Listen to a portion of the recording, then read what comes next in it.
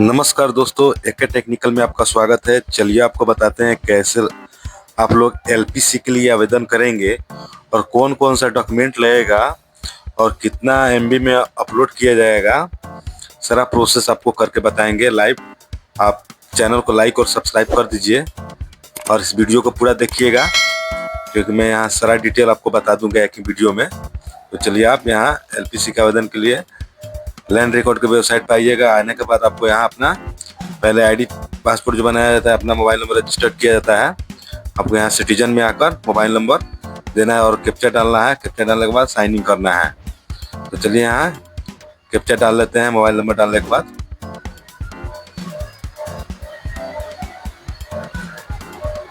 उसके बाद sign in कर लेना है यहाँ पर। साइन इन करने के बाद आपके मोबाइल पर ओटीपी जाएगा। आप ओटीपी को इसमें डालिएगा।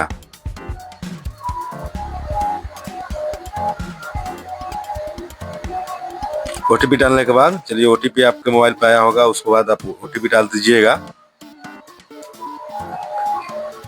ओटीपी डालने के बाद आप यहाँ ओटीपी पहले डाल दीजिए।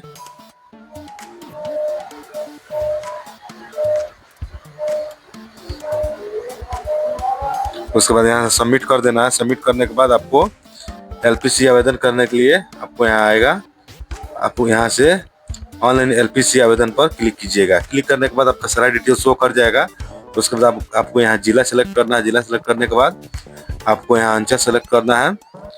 अंचल सेलेक्ट करने के बाद आप नीचे आइएगा। यहाँ नया एलपीसी आवेदन करें, इस पर क्लिक करना है।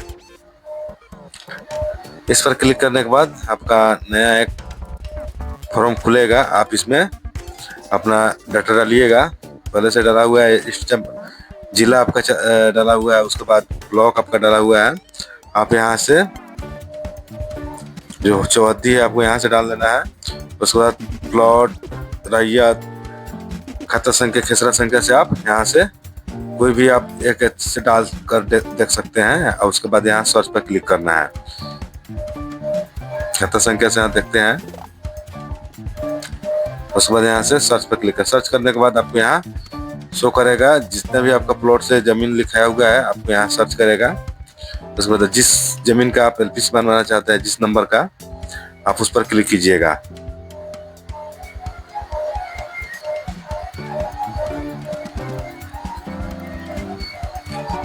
आइएगा।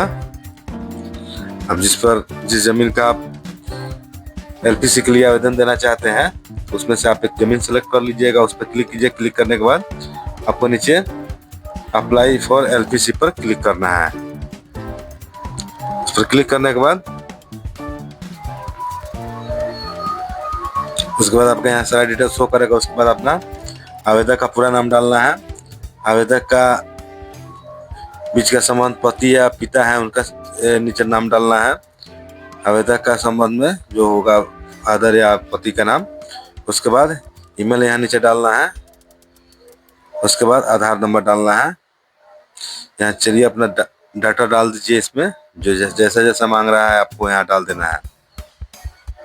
मोबाइल नंबर आपको यहाँ डाल देना है।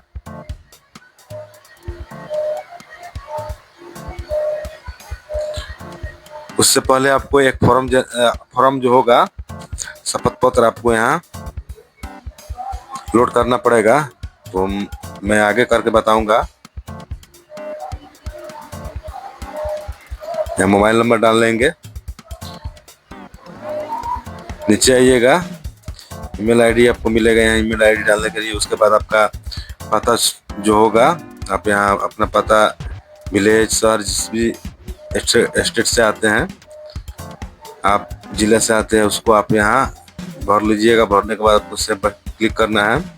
आपका सेम अगर डाटा है, सेम अगर पता है या डाटा है, आप वो सेम पर क्लिक कर देना है।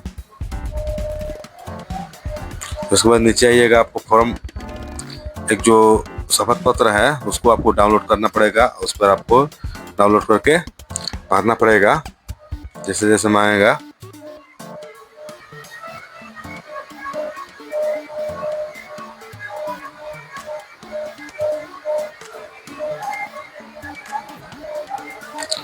नीचे आइएगा। देखिए यहाँ दिया हुआ है फॉर्म डाउनलोड करने के लिए, यहाँ डाउनलोड कर लीजिएगा। उसके बाद यहाँ आपको घोषणा करना है, जिसे आपका मैं पुत्र पुत्री मौजा थाना हल्का, आपको इसमें भरकर आपको साइन यहाँ कर देना है। साइन करने के बाद इसको एक पीडीएफ में आपको स्कैन करना पड़ेगा, जैसे घोषणा पत्र, उसके बाद जो आपका करंट रसीद होगा जमीन का उसको स्कैन कर लेना है। एक ही कॉपी में सबको स्कैन करना है। उसके बाद जमाबंदी संख्या पहले आप अपलोड कर लीजिएगा। अपलोड करने के बाद उसको भी आपको स्कैन कर लेना है एक ही साथ पीडीएफ में। तो चलिए आपको कैसे स्कैन करना है आप करके बताते हैं। तो सबसे पहले आप लोग आइएगा स्कैन करने के लिए। आपको 500 KB में कम से कम होना चाहिए। इसमें आपको घोषणा पत्र मैं यहाँ ब्लर कर दिया हूँ क्योंकि इसमें डाटा लीक होता है, तो देख लीजिए यहाँ पर। उसके बाद आप घोषणा पत्र के बाद आप जो करंट रसीद है आपका ज़मीन का उसको यहाँ स्कैन कर लेना है। ऐसे ही आपको स्कैन करना है। उसके बाद जमाबंदी संख्या निकाल लीजिएगा, उसको प्रिंट करके आप यहाँ स्कैन कर लीजिएगा। जैसे जैसे स्कैन किए वैसा ही 3 कॉपी हुआ। आप 3 कॉपी के स्कैन करके आप इसको 500 कम से कम 500 KB में आपको इसको बना लेना है। बनाने के बाद आपको अपलोड करना पड़ेगा और अपलोड करके आपको सबमिट करना पड़ेगा। तो चलिए आपको बताते हैं कैसे अपलोड करेंगे, उसको करके बताते हैं। उसके बाद बैक आइएगा। बैक आने के बाद अपना सारा डिटेल यहाँ डाल दीजिएगा, जैसे आवेदक का नाम, आवेदक का पति या पिता का नाम। उसके बाद उसका संबंध आपको बताना है। संबंध बताने के बाद आपको मोबाइल नंबर देना है। यहाँ पति या पिता का नाम, जिनके नाम से आवेदन कर रहे हैं उनका पति है या पिता है, उनको आपको यहाँ नाम लिख देना है। उनके बीच का संबंध आपको लिख देना है यहाँ पर।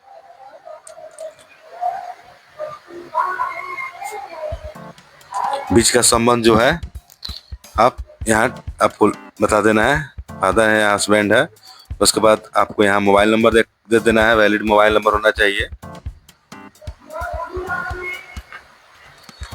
उसके बाद आपको ईमेल आईडी, एक वैलिड ईमेल आईडी दे दीजिएगा।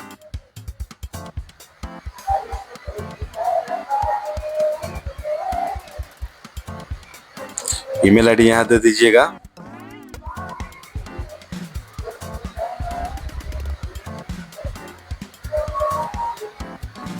ईमेल आईडी के बाद अपना आधार नंबर एक दे दीजिएगा। यहाँ पर आधार नंबर आपका हो जो होगा उसको यहाँ टाइप कर देना है। उसके बाद अपना पता, आप विलेज, शहर जहाँ भी आप रहते हैं उसको यहाँ टाइप कर देना है। फर्स्ट ऑप्शन वाला में टाइप कर देना है। उसके बाद आपका अगर सेम पता होगा तो आपको यहाँ सेम पर क्लिक कर दीजिएगा। क्लिक करना, टिक मार देने के बाद आपका सेम एड्रेस आ जाएगा। तो यहाँ से आप एड्रेस पहले डाल दीजिए। आपका जो एड्रेस होगा, विलेज, आपका विलेज हो गया, जिला हो गया, उसके बाद प्रखंड डालने के बाद आपको यहाँ सेम करना है। उसके बाद आप यहाँ से पीडीएफ जो बनाए हैं उसको आप यहाँ से अपलोड कर दीजिएगा। शपथ पत्र का जो पीडीएफ बना, उसके बाद किस कार्य के लिए आप आवेदन दे रहे हैं, जमीन से संबंधित आपका जो काम के लिए आवेदन दे रहे हैं एलपीसी बनाने के लिए, आपको यहाँ लिख देना है। लिखने के बाद आपको नीचे आना है। थोड़ा गलत हुआ है, यहाँ पर सुधार दे रहे हैं। यहाँ से टिक कर दीजिए। टिक करने के बाद आप यहाँ आइएगा। अपना जो पीडीएफ है आपको यहाँ अपलोड कर देना है। उसके बाद यहाँ से सेव एंड नेक्स्ट कर देना है। कैप्चा डालने के बाद यहाँ कैप्चा डाल लेते हैं। उसके बाद सेव एंड नेक्स्ट कर देना है।